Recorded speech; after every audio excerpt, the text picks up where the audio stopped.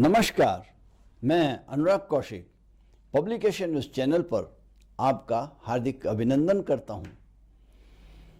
ओम आदितस्य नमस्कारं ये कुर्वन्ति दिने दिने जन्मांतर सहस्रेषु दारिद्र्यं नोपजायते। आप सभी को मकर संक्रांति की हार्दिक शुभकामनाएं। मित्रों, आज मैं आपको बताने जा रहा हूं मकर संक्रांति मनाने की परंपरा का प्रारंभ के विषय में, इसके उद्देश्य, वैज्ञानिक आधार और इसको मनाने का क्या तरीका उचित है उसके विषय में। मित्रों, जब पौष मास में सूर्य देव धनु राशि से मकर राशि में प्रवेश करते हैं तो उस समय को संक्रांति कहते हैं।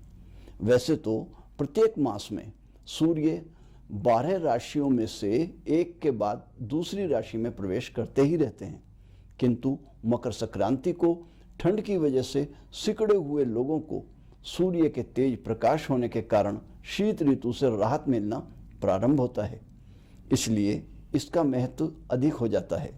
मकर संक्रांति का पर्व सूर्य देव के दक्षिणायन से उत्तरायण में गमन का प्रतीक है। 6 मास तक सूर्य क्रांति वृत्त से उत्तर की ओर उदय होते रहते हैं और 6 मास तक सूर्य देव दक्षिण की ओर उदय होते रहते हैं। इस प्रत्येक 6 मास की अवधि का नाम अयन होता है। महाभारत काल में इच्छा मृत्यु का वरदान प्राप्त महात्मा भीष्म पितामह को युद्ध के 10वें दिन जब पांडव राजकुमार अर्जुन ने शिखंडी की सहायता से तीरों से घायल कर दिया और उन्हें तीरों की शैया पर बेहोश कर दिया था, तो तीरों की शैया पर 51 रातें बिताने के बाद महाभारत के महानायक भीष्म पितामह ने शुभ उत्तरायण यानी कि शीतकालीन संक्रांति को ही अपनी देह का त्याग करने के लिए चुना था। इसी उत्तरायण के सूर्य की प्रतीक्षा की थी, क्योंकि कहा जाता है कि मकर संक्रांति के दिन से ही सूर्य देव उत्तर दिशा की ओर गमन करना शुरू कर देते हैं और देवलोक के दरवाजे खुल जाते हैं। इसे ही सूर्य का उत्तरायण होना कहा जाता है। और माघ माह की अष्टमी के दिन पितामह भीष्म ने अपनी देह का त्याग किया था, अर्थात तभी अपना शरीर छोड़ा था। मकर संक्रांति का उत्सव भगवान सूर्य की पूजा के लिए समर्पित है।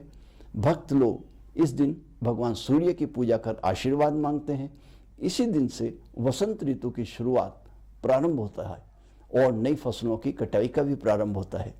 मकर संक्रांति को उत्तरायण भी कहा जाता है, अर्थात वह दिन जिस दिन सूर्य उत्तर की ओर अपनी यात्रा प्रारंभ करते हैं। हमारा पारंपरिक भारतीय कालदर्शक यानी कि कैलेंडर चंद्र स्थितियों पर आधारित होता है। संक्रांति एक सौर घटना है। मकर संक्रांति का उल्लेख भारत के 2 महाकाव्य ग्रंथों यानी कि पुराणों में और महाभारत में भी किया गया है। कुछ मान्यताओं के अनुसार वैदिक ऋषि कौशिक मुनि अर्थात श्री विश्वामित्र जी ने इस मकर संक्रांति त्योहार को मनाने का प्रारंभ किया था। यह भी कहा जाता है कि महाभारत काल में पांडवों ने भी अपने निर्वासन के दौरान मकर संक्रांति के इस उत्सव में भाग लिया था। कुछ हिंदू मान्यताओं के अनुसार मकर संक्रांति के दिन भगवान सूर्य देव अपने पुत्र शनि से मिलने जाते हैं। किंवदंतियों के अनुसार भगवान सूर्य देव और उनके पुत्र शनि के बीच एक बार तनावपूर्ण संबंध बन गए थे, किंतु इस दिन सूर्य देव अपने सभी मतभेदों को दूर करने के लिए बातों को भुलाकर शनि के साथ उनको साथ लेकर आए थे। शास्त्रों में निहित है कि मकर संक्रांति तिथि पर सूर्य देव उत्तरायण होते हैं, तो यह समय देवताओं के लिए दिन का होता है। इस समय प्रकाश में वृद्धि होती है। धार्मिक मत है कि मकर संक्रांति तिथि पर स्नान ध्यान कर पूजा पाठ करने से अमोघ फलों की प्राप्ति होती है। इस दिन लोग देवी संक्रांति की भी पूजा करते हैं। इस दिन देवी संक्रांति ने राक्षस शंकरासुर का वध किया था। मकर संक्रांति को देव पर्व के नाम से भी जाना जाता है। एक जानकारी के अनुसार मकर संक्रांति सर्वप्रथम आंग्ल तारीख 14 जनवरी 1902 में हुई थी, जबकि 18वीं सदी में मकर संक्रांति 12 और 13 जनवरी को मनाई जाती थी। वर्ष 1964 में मकर संक्रांति पहली बार 15 जनवरी को मनाई गई थी और इसी के साथ ही प्रत्येक दूसरे और तीसरे वर्ष में 14 जनवरी को और हर चौथे वर्ष में 15 जनवरी को मनाई जाती है। वस्तुतः मकर संक्रांति पर ठंड अधिक होती है, इसलिए ऐसे में शरीर को गर्मी पहुंचाने वाले खाद्य पदार्थों का सेवन किया जाता है। मकर संक्रांति पर तिल, गुड़, उड़द की दाल की खिचड़ी, घी डालकर खाते हैं, जिससे कि शरीर में गर्माहट बनी रहे। पुराने समय में तो लोग अपनी बैलगाड़ियों में बैठकर गंगा तट पर या अपनी सुविधा अनुसार निकट के पवित्र सरोवरों या तटों पर जाया करते थे। स्नान, ध्यान, दानादि करके उड़द की दाल की खिचड़ी बनाते थे और प्रेम सहित खाते थे। शाम को अपने घर लौटते थे। उस समय की कहावत भी है कि खिचड़ी तेरे 4 यार, दही पापड़ घी अचार। मकर संक्रांति को पतंग महोत्सव के रूप में भी जाना जाता है, जो 14 और 15 जनवरी को पूरे उत्साह और जोश के साथ मनाया जाता है। फसल के मौसम और समृद्धि के पहले इस दिन को मनाया जाता है और समृद्धि लाने का भी प्रतीक है। भारत के कई हिस्सों में फसल उत्सव को सार्वजनिक अवकाश के रूप में मनाया जाता है।